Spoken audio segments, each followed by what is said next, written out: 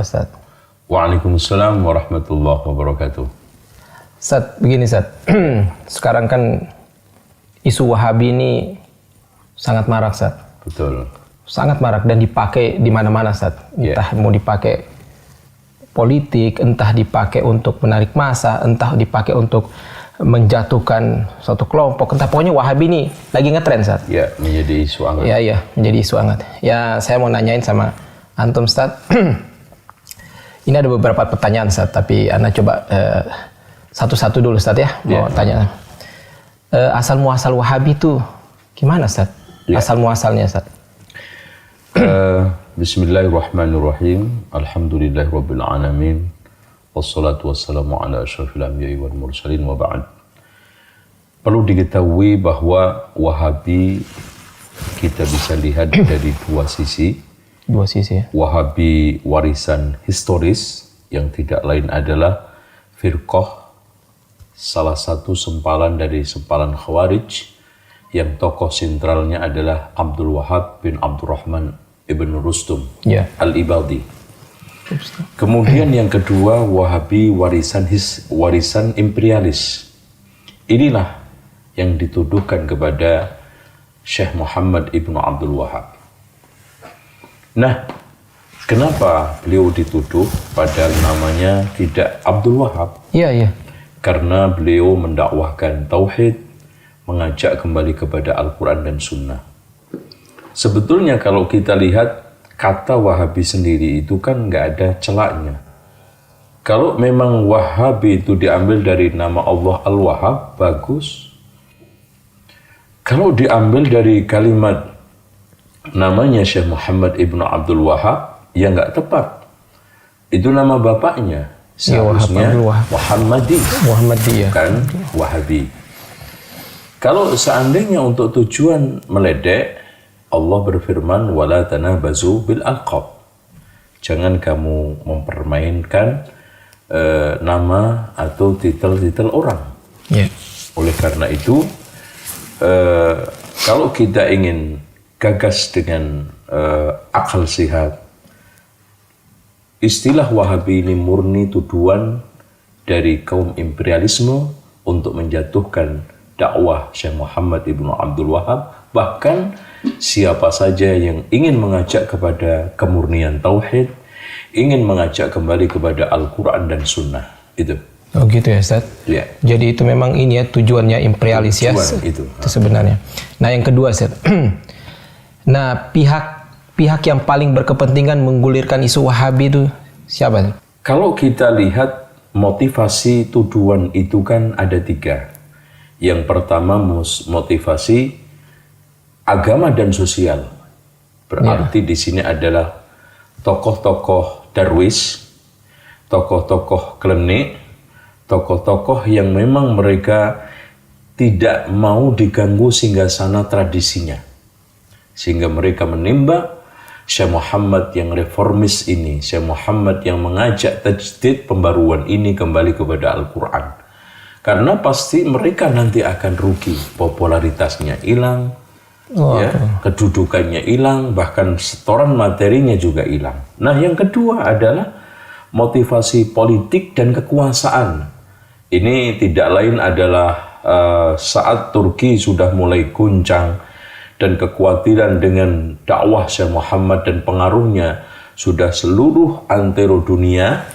Akhirnya Muhammad Basha dengan kerjasama anaknya Ibrahim Basha dan nanti Tusun memerangi habis-habisan secara fisik, dan pada saat tidak kuat bahkan tetap kalah, maka isu Wahabi dilemparkan untuk Syekh Muhammad bin Abdul Wahab dan pengikutnya. Nah yang ketiga, motivasi imperialisme, yaitu penjajahan. Karena setelah kita lihat di dalam peta sejarah, yang mampu melawan penjajah Belanda di seluruh dunia itu mereka-mereka yang terpengaruh dengan pemikiran dan tajdid Syekh Muhammad ibn Abdul Wahab. Lihat aja Sanusi yang ada di Afrika, bagaimana Italia dan juga Prancis kocar-kacir kedodoran menghadapi reformasi mereka. Begitu juga di Libya, bagaimana Italia juga kedodoran, dan kita lihat juga Inggris di India, bagaimana Inggris kedodoran menghadapi mereka-mereka yang terpengaruh dengan pemikiran Syekh Muhammad bin Abdul Wahab. Plus di Indonesia juga Belanda kedodoran menghadapi Imam Bonjol bersama Haji Beobang, Haji Miskin, dan Subani yang mengubarkan jihad. Mereka ini terpengaruh dengan dakwah ini, sehingga mereka mengelemparkan isu ini untuk memecah belah umat, supaya dukungan kepada mujahidin ini untuk mengusir penjajah itu berkurang. Maka mereka menggunakan politik belah bambu. Satunya diangkat, satunya diinjek, yang sering kita kenal divide et impera. Dan nampaknya ini manjur. Jadi itu ya, jadi apa namanya, jalan untuk melemahkan ya, pakai cara itu Ustaz ya. Iya, itu. Nah, kalau pakai cara fisik kan kita betul-betul yang terpengaruh. Mereka tidak akan pernah ada sejarah jihad yang akhirnya mereka itu menang. Masya Allah. Itu. Ya Ustaz, sekarang lagi ada ini Ustaz. Pertanyaan berikut Ustaz ya. Tujuannya apa? Iya. Maksudnya tujuannya mereka itu yang tadi itu yang poin kedua Ustaz. Itu tujuannya apa yang mereka yang berkepentingan tujuannya? Tujuan mereka yang paling utama dan pertama sebetulnya adalah ada tujuan direct, instan, yaitu tadi saya katakan yang budaya keagamaannya tidak mau terganggu prakteknya, politik kekuasaan tidak mau terganggu kekuasaannya goyang, imperialis, wilayah-wilayahnya tetap eksis. Tujuan secara implisit dan ini yang besar adalah ingin membumi hanguskan Islam. Gitu ya Ustaz. Akhirnya siap ingin menggeser dan menggusur pengaruh Al-Quran dan Sunnah di tengah umat Islam. Kenapa? Karena akhirnya siapa saja yang menabuh genderang dakwah tauhid dan anti syirik dituduh Wahabi. Siapa saja yang sekarang ini dakwah menegakkan bendera Sunnah anti bid'ah dituduh Wahabi. Siapa saja yang tegas dan tegar di dalam amar ma'ruf nahi mungkar dituduh Wahabi. Siapa saja yang sekarang mengajak kembali kepada Al-Quran dan Sunnah menurut pemahaman salaful ummah dituduh Wahabi. Bahkan organisasi-organisasi Islam di Indonesia juga kesasaran tuduhan itu. Iya betul Ustaz. Karena semata-mata mengajak kepada Al-Quran dan Sunnah. Apa sekarang saya tanya, organisasi A yang dituduh Wahabi pernah nggak ketemu Syekh Muhammad bin Abdul Wahab? Nggak pernah. Organisasi B pernah nggak bersinggungan dengan murid-muridnya Syekh Muhammad bin Abdul Wahab? Enggak. Karena adanya kemiripan langsung ditembak Wahabi. Biasa Ustaz, fisik juga Ustaz. Jadi seumpamanya kalau ada orang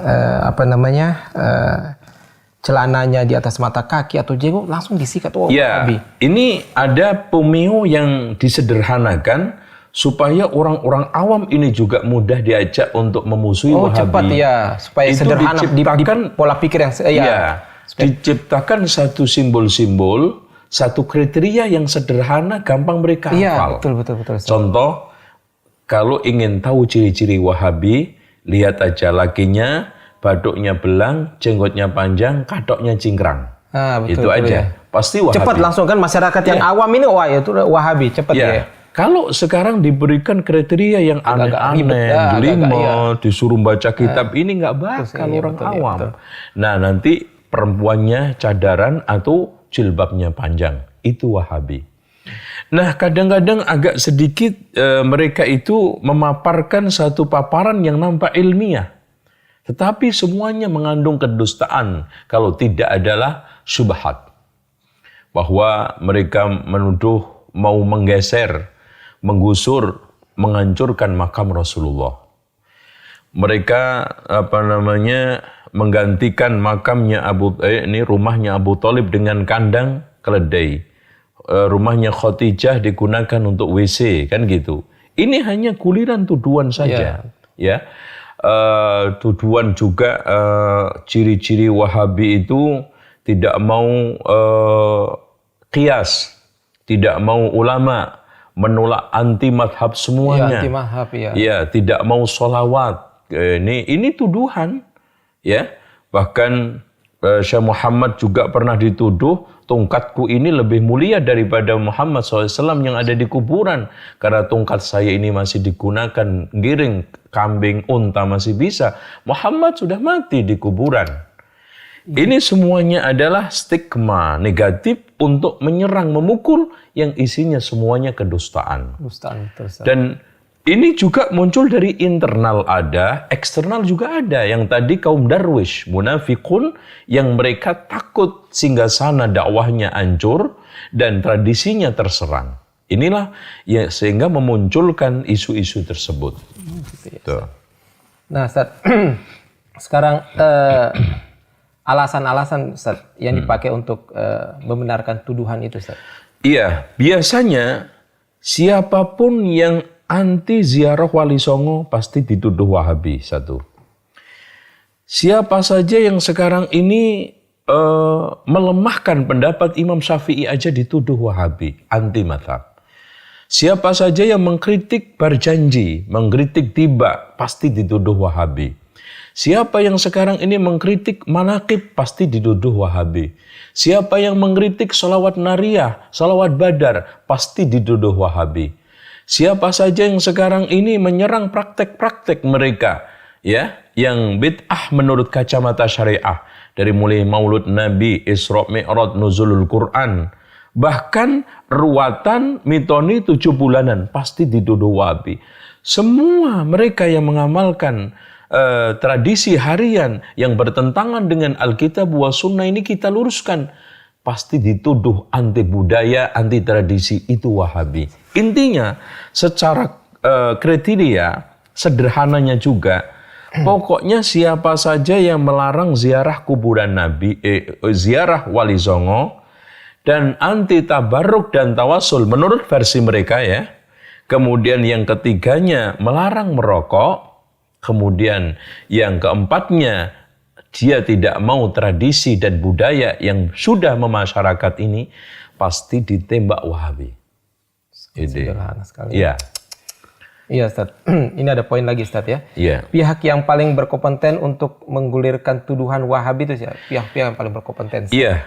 Yang paling berkompeten pertama, kelompok-kelompok tokoh-tokoh yang takut kehilangan tadi lapak-lapak kehidupan agamanya.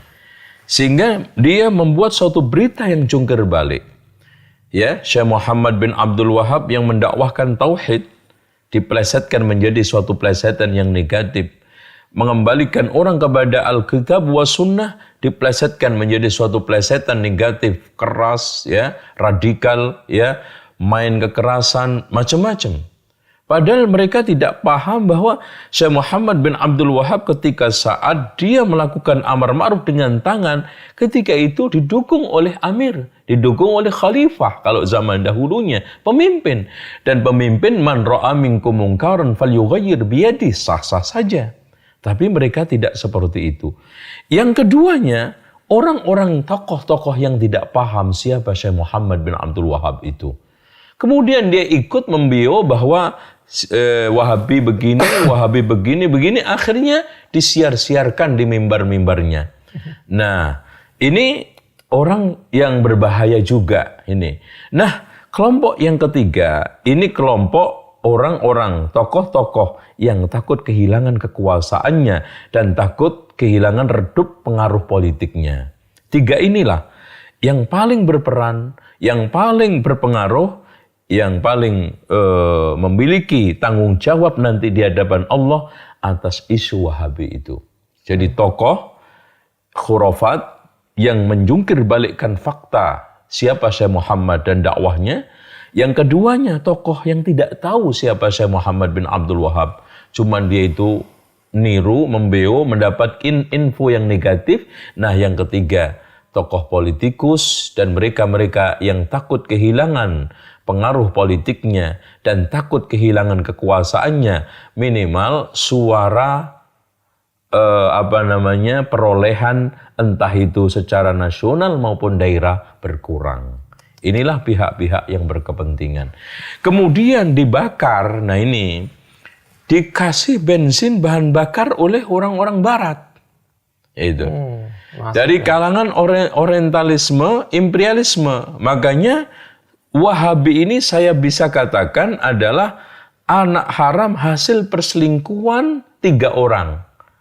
Imperialisme, orientalisme dengan pihak-pihak Darwis yang ada di kalangan Islam tadi. Ini selingkuh, hasilnya haram ini anaknya.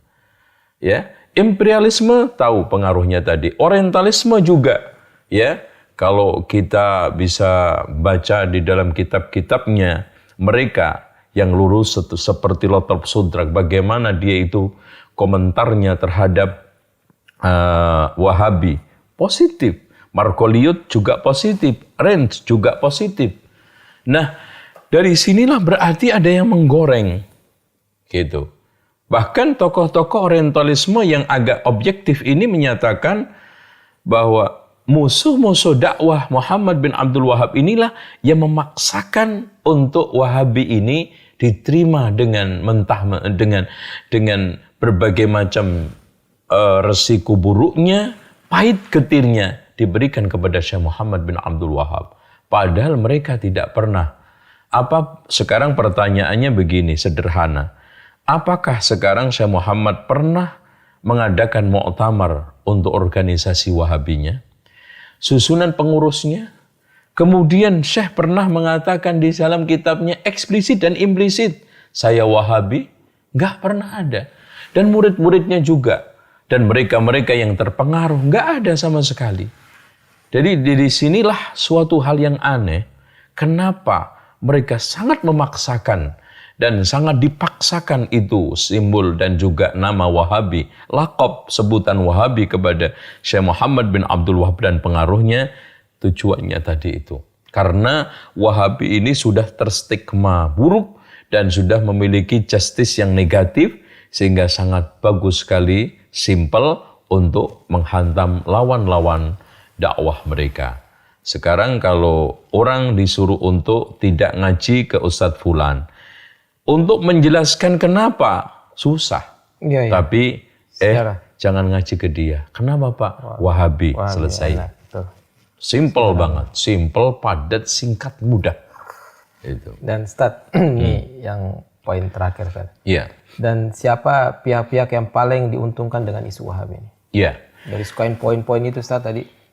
Yang paling diuntungkan pertama kali adalah Yahudi, imperialisme, dan seluruh non-Muslim. Lihat mereka. Pernahkah lisan mereka, tangan mereka mengganggu, menyakiti Yahudi dan Nasrani? Tapi siang malam mulutnya, tangannya tidak lepas menyerang kita, ngomongin kita, menuduh kita. Ini sudah hal yang aneh. Sehingga kalau kita ajak untuk membangun ukhuwah, dengan mudahnya mereka mengatakan lakum dinukum waliyadin. Tapi sama non-muslim, watawasau bil haqqi, watawasau bis sabr. Abang nggak kebalik itu. Terus kemudian pihak yang kedua adalah pihak politikus yang menggunakan jargon-jargon politik agama, keagamaan. Ya, inilah mereka-mereka yang akan dirugikan kalau memang maju dan itu isu Wahabi itu berkembang, dia diuntungkan. Kemudian yang selanjutnya tadi pihak-pihak mereka-mereka tokoh-tokoh tradisional, ya, sekarang penjaga makam-makam, tempat-tempat keramatan yang diuntungkan dari acara-acara tradisi, inilah paling dirugikan. Coba satu kuburan itu per hari umpamanya 500.000. Karena ini kalau seandainya mereka sudah tidak ada yang ziarah, itu satu orang itu bisa ngasih berapa? Satu kuburan itu ada yang 15.000 pengunjungnya, ada yang 20.000, bahkan ada yang lebih daripada itu. Bahkan memecahkan rekor, ada salah satu kuburan dalam seharinya 45.000. Taruhlah ninggalin 5.000 berapa? Di sini. Ini pihak-pihak yang paling dirugikan. Oleh karena itu kalau kita kembalikan kepada literatur yang ilmiah, bahwa semuanya hampir komentar positif. Contoh aja Harun Nasution di dalam bukunya Pembaharuan Islam tentang mengomentari dakwahnya Syekh Muhammad bin Abdul Wahab, dia adalah pengembang tauhid dan menegakkan berbagai macam pilar-pilar agama yang dirusak oleh Darwis Torekot karena abad 13 sedang jaya-jayanya Torekot pada saat itu. Begitu juga kalau kita melihat kitab Ensiklopedia Nur Khalis Majid. Di sana Wahabi adalah mengajak kembali kepada tauhid. Berarti yang memusuhi Wahabi adalah memusuhi tauhid. Kan gitu. Kemudian di dalam kitab lagi juga yang ditulis oleh orang-orang barat. Dari mulai Hadirul Alamil Islami, ya, Latab Sodrak juga sangat memuji bagaimana perannya Syekh Muhammad ibnu Abdul Wahab. Dan juga di dalam kitab The Histories of Arabic, ini juga karangan Philip Hitti, juga di sana menyanjung memuji dakwahnya Syekh Muhammad ibnu Abdul Wahab. Terus kenapa sekarang kok ada pihak Muslim sendiri bersikeras kita itu harus Wahabi? Ya, ini suatu pertanyaan yang sangat-sangat aneh kalau kita jawab. Dan mungkin jawabannya tidak lain adalah syubhat, tidak lain adalah keinginan-keinginan untuk menghancurkan karakter Islam kalau tidak tokoh Islam. Inilah proses pembunuhan karakter Islam dan karakter tokoh Islam. Wallahu a'lam bishawab. Ustaz, dengan antum tadi sebut ini poin-poin 1, 2, terus beberapa contoh semua itu Ustaz. Berarti bisa enggak Ustaz, tarik kesimpulan atau tarik kesimpulan gitu Ustaz. Berarti imam yang 4 imam mazhab itu, terus para ulama-ulama kita yang terdahulu, para sahabat sampai Rasulullah itu Wahabi. Ya, kalau sekarang siapa aja yang mendakwahkan tauhid adalah Wahabi. Siapa yang mengajak kembali kepada Al-Quran dan Sunnah adalah Wahabi. Siapa yang sekarang ini mengajak pembaharuan Islam adalah Wahabi, maka ketahuilah bahwa Rasulullah Shallallahu Alaihi Wasallam itu juga Wahabi dan pas nama beliau Muhammad dituduh Wahabi seperti beliau. Kemudian juga Abu Bakar, Umar, Utsman, Ali radhiyallahu anhum yang di dalam banyak pernyataannya mengajak kembali kepada Al-Quran dan Sunnah di saat fitnah juga Wahabi. Bagaimana Imam Asy-Syafi'i juga mengatakan in sahal hadisu fahuwa madhabi, juga Wahabi. Bahkan Umar bin Abdul Aziz khalifah yang memperbarui saat itu dikembalikan umatnya kepada Al-Quran dan Sunnah, ajaran tauhid dimurnikan juga Wahabi. Begitu juga Imam Syafi'i mujaddid yang abad kedua mengembalikan Islam ini kepada relnya Wahabi. Muhammad ini Imam Ahmad ibnu Hanbal yang di sana bersikeras mempertahankan Al-Quran ghairu makhluk karena ingin menghidupkan ajaran salafun soleh juga Wahabi. Bahkan Abul Hasan Al-Ash'ari yang di dalam kitab Al-Ibanah, akidah saya adalah akidah dari Alkitab wa Sunnah yang diyakini oleh ulama fulan-fulan, akhirnya menyebutkan Imam Al-Bukhari, menyebutkan Imam Syafi'i dan yang lainnya. Wahabi. Kalau seperti ini, semua siapa saja yang mengajak kepada pemurnian tauhid, kembali kepada Al-Quran dan Sunnah, dan plus yang tidak kalah pentingnya, melakukan pembaharuan untuk menyingkirkan berbagai macam kerak-kerak yang mengotori Islam dari mulai bid'ah, khurafat, tahayul, ini juga Wahabi. Masya Allah. Itu. Dan ini akhirnya nggak ada Islam. Masya Allah. Udah nggak ada Islam. Itu yang diinginkan mereka. Yang diinginkan akhirnya wala yazaluna yuqatilunakum hatta yaruddukum an dinikum in istata'u. Mereka senantiasa terus-menerus memerangi kalian siang malam, tidak mengenal patah arang, sampai kalian kembali kepada agama mereka dan tidak lagi mencematkan embel-embel Islam yang murni tadi, Islam yang sahih. Suatu hal yang aneh, orang yang mengajak kepada Islam yang murni asli dituduh Wahabi. Padahal apa aja yang murni kan pasti bagus. Lihat, spare part mobil yang asli bagus enggak? Obat yang asli bagus enggak? Budaya aja yang asli dihidup-hidupkan, tarian asli dijaga, bahkan pewayangan itu menjaga pakem wayang supaya enggak berubah. Tidak pernah dipersalahkan. Kenapa Syekh Muhammad Ibnu Abdul Wahab ingin menjaga kemurnian dan keaslian Islam dipersalahkan, dituduh Wahabi? Aneh, tapi nyata. Iya. Dan kalau kayak gitu berarti anak Wahabi. Iya. Iya. Berarti anak senang Wahabi. Alhamdulillah. Iya. Ustaz. Iya. Dulu kan Muhammadiyah, Iya. Al-Irsyad, itu kan dituduh Wahabi, Ustaz. Iya, betul. Termasuk juga Persis. Iya, Persis juga dituduh Wahabi. Terus hilang, Ustaz. Hilang redup gitu loh. Iya. Sekarang muncul lagi, tambah keras, Ustaz. Apakah ada apa ya? Negara atau ada paham atau apa yang pihak tertentu yang pihak tertentu yang goreng, memanas-manasi, provokasi ya. Kompori atau memang ini Ustaz, bermain di situ Ustaz. Ya contohnya Syiah gitu atau yang lain coba. Iya. Memang kalau kita lihat sejarah Syiah di Indonesia ini timbul tenggelam. Dan Syiah itu sudah masuk ke Indonesia sejak abad ke-10. Abad ke-10 ya. Masehi. Dan selalu menimbulkan kontras antara umat. Bagaimana umat Sunni dengan kaum adat diadu di Sumatera oleh Syiah di belakangnya ternyata. Kemudian di Jawa, bagaimana akhirnya Amangkurat I membantai di alun-alun Surakarta 6.000 ulama Giri Kedaton. Ternyata setelah kita usut di belakangnya itu ternyata Syiah. Manunggaling Kawula Gusti. Jadi begitu juga tuduhan-tuduhan Wahabi ini dari kelas internasional dan nasional itu ternyata di belakangnya selalu Syiah. Ya. Makanya lihat aja kalangan-kalangan tradisional ini yang kenceng menggulirkan Wahabi, kalau dia tidak dekat dengan orang Syiah atau dia itu Syiah sendiri sedang bertaqiyah di organisasi itu.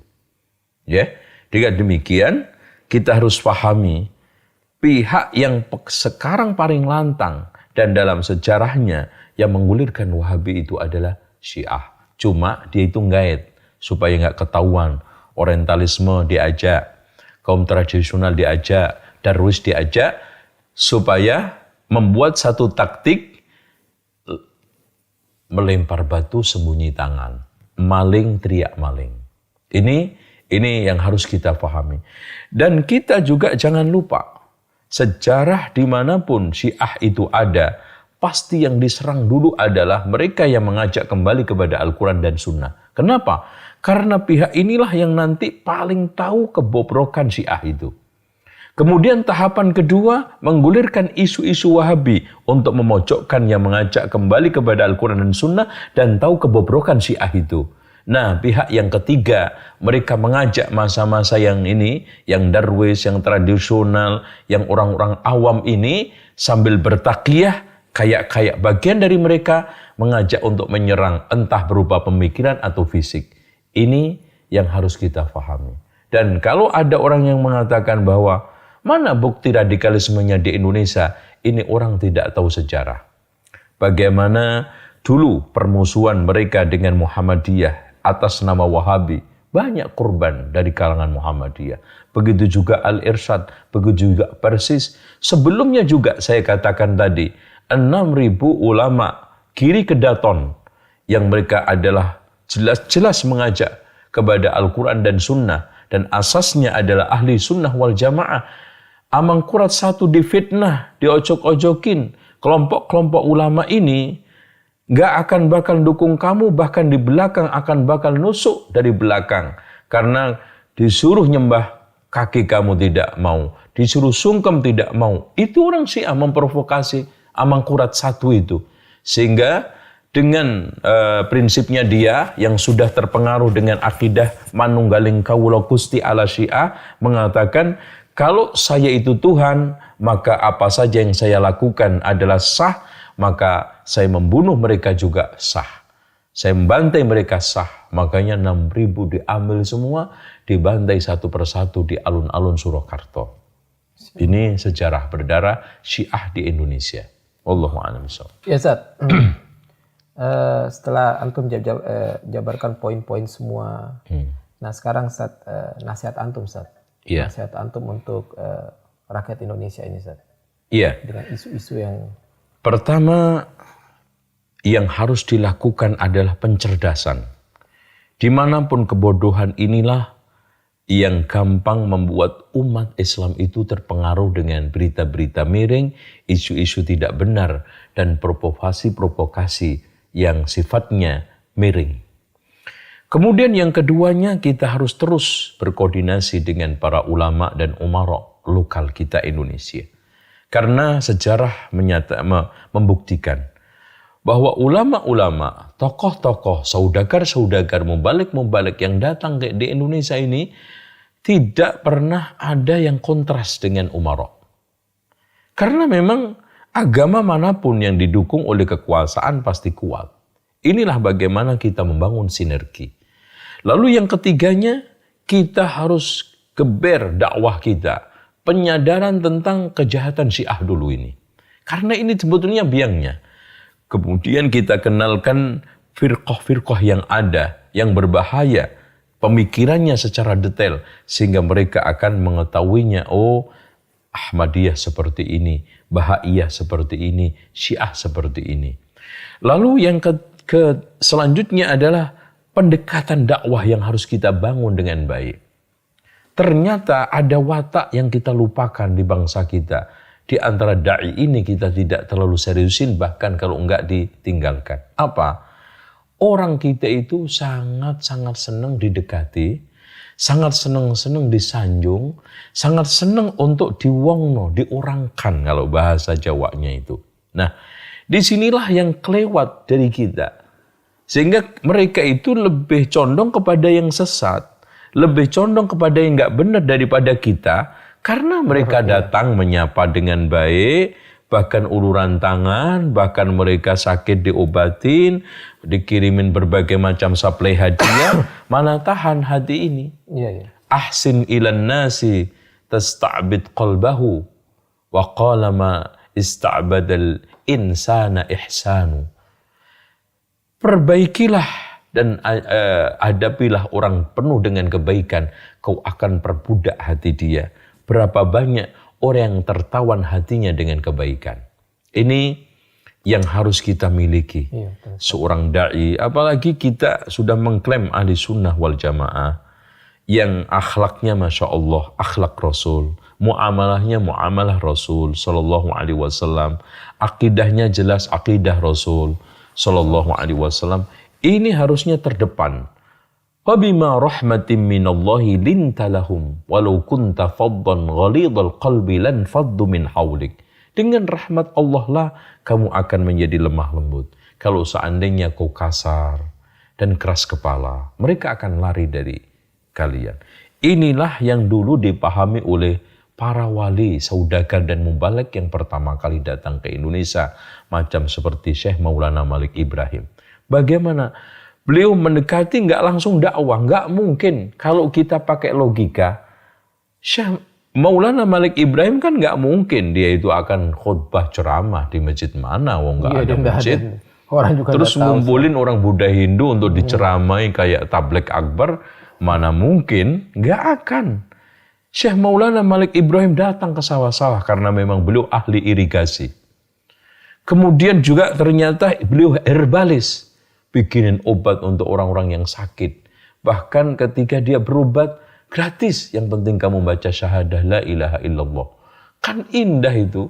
Masya Allah, ya. Dan pendekatan di perkumpulan-perkumpulan itu dia datang. Dia masuk dari inilah yang membuat suksesnya dakwah di Indonesia.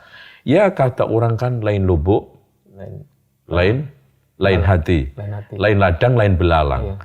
Artinya watak orang Indonesia itu memang pengen diangkat, deket, gerapia, ya, bahkan diakrabin, itu seneng. Nah kita ketemu nggak salam, berpapasan, nggak nyapa, Senyum. nggak senyum. Bahkan kadang-kadang tampilan kita itu kayak makhluk langit yang baru turun seminggu lalu. Wah, seremnya setengah mati. Seperti buser. Iya, Bujang serem. iya, bagaimana orang akan dekat dengan kita. Gitu. Ya, ya.